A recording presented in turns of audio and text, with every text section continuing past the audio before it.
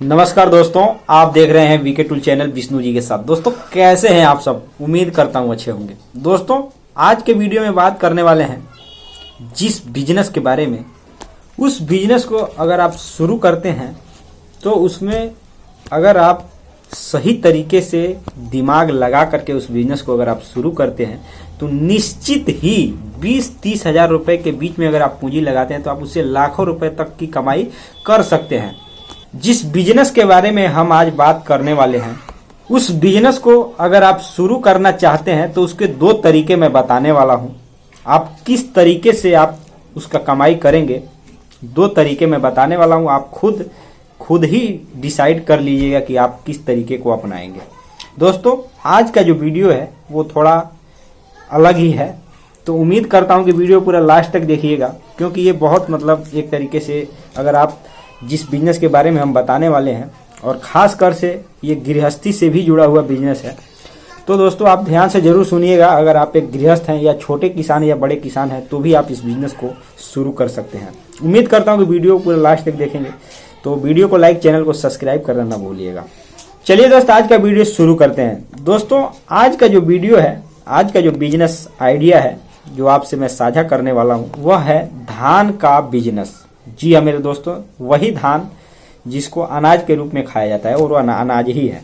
दोस्तों इसके बिजनेस के बारे में हम बात करेंगे, लेकिन इसके पहले हम ये आपसे बात करना चाहते हैं कि हमारे जीवन में और खासकर से अनाज के विषय में धान का क्या रोल है, क्या महत्व है। अगर अनाज की बात की जाए तो धान का क्या रोल है हमारे जीवन पर।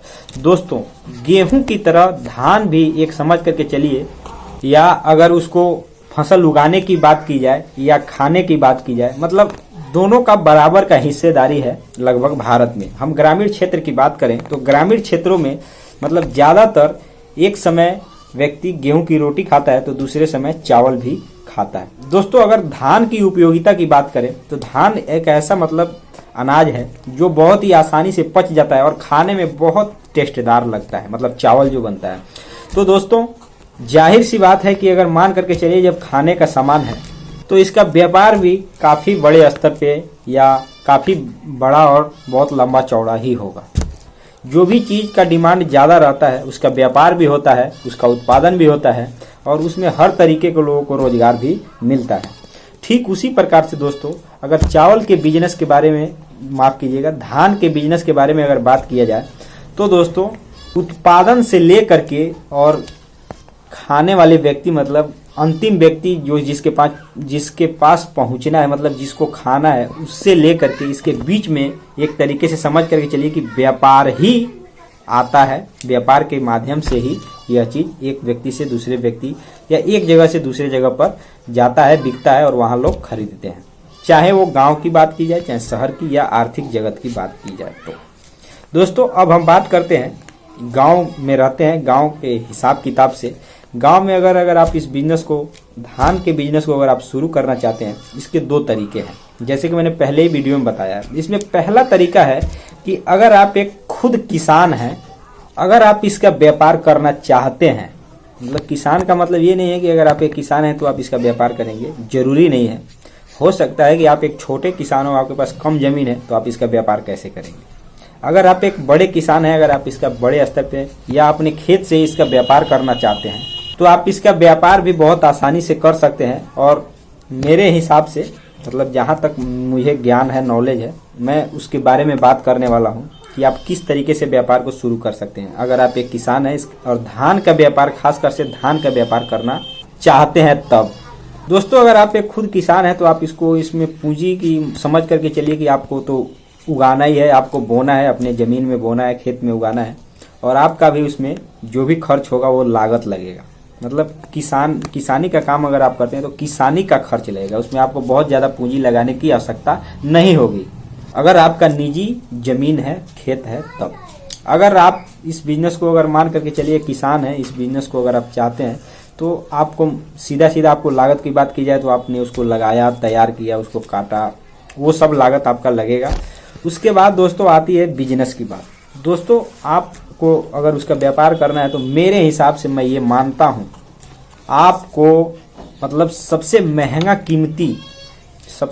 और कीमती चीज, जो कीमती क्वालिटी का जो धान होता है, जो सबसे महंगा बिकता है मार्केट में, काफ़ी ज़्यादा उसका डिमांड भी हो और महंगा भी हो। जरूरी नहीं है केवल महंगा ही हो, उसका मतलब डिमांड भी हो और उसका कीमत भी ज़्यादा कीमत में बिके। दोस्तों वो चीज़, वो उस प्रकार का खेती आपको धान की करनी है जो आपको मतलब उसको काटते ही आपके पास कस्टमर आ जाए। दोस्तों इसके दो तरीके हैं। अगर आप एक किसान हैं, या तो चाहें तो आपको सीधा जो व्यक्ति ग्राहक मतलब कस्टमर है, उसको आप थोक में उसको एक साथ ही आप उसको बेच दें। मतलब ये आप बेच दें, आप अपना हिसाब रेट देख करके मार्केट में क्या रेट चल रहा है उस हिसाब से आप अगर एक किसान है तो बेच दें।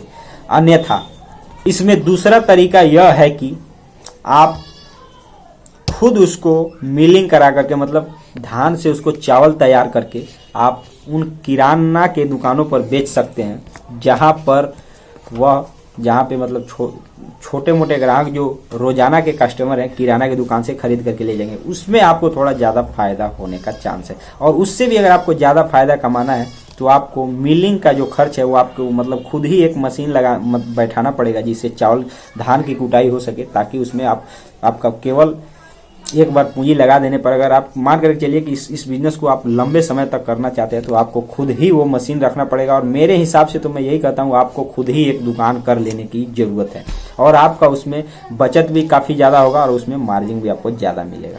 मतलब कहने का मतलब ये आपको कहीं बेचना नहीं, आपको सीधा ग्राहक को बेचना है और बहुत अच्छा खासा उसमें आपको मतलब अच्छे खासे जगह पे लंबे चौड़े जगह मतलब तैयार कर लेना है, वहाँ पे आपको स्टॉक करना है और वहीं से माल बेचना है, एक बोर्ड लगा देना है। दोस्तों इन सब बातों को ध्यान में रखते हुए आपको एक बात को आपको ध्यान में रखने की आवश्यकता होती है। अगर मान करके चलिए इस बिजनेस को गांव में नहीं करते हैं या अगर शहर में करते हैं तो वहाँ के जो नियम कायदे कानून हैं, जो मान करके चलिए वहाँ अगर लाइसेंस की ज़रूरत है तो आपको लाइसेंस भी बनवाने की आवश्यकता पड़ती है, तो आपको बनवाना भी जरूरी पड़ेगा। अगर मान करके चलिए किसान है, अगर हो सकता है किसानों को अगर कोई छूट मिलती हो तो आप इस बिजनेस को बिना लाइसेंस के भी चला सकते हैं। मतलब वहाँ के नियम कायदे, जहाँ पे आप इस बिजनेस को करेंगे वहाँ के नियम कानून कायदे के अनुसार आप बिजनेस को कर सकते हैं। और दूसरा जो तरीका मैं पहले ही बताया, जो दूसरा तरीका ये है, अगर आप एक किसान नहीं हैं तो आप इस बिजनेस को सीधा मैं बता दूं कि आपको धान को खरीद कर किसानों से ही खरीद करके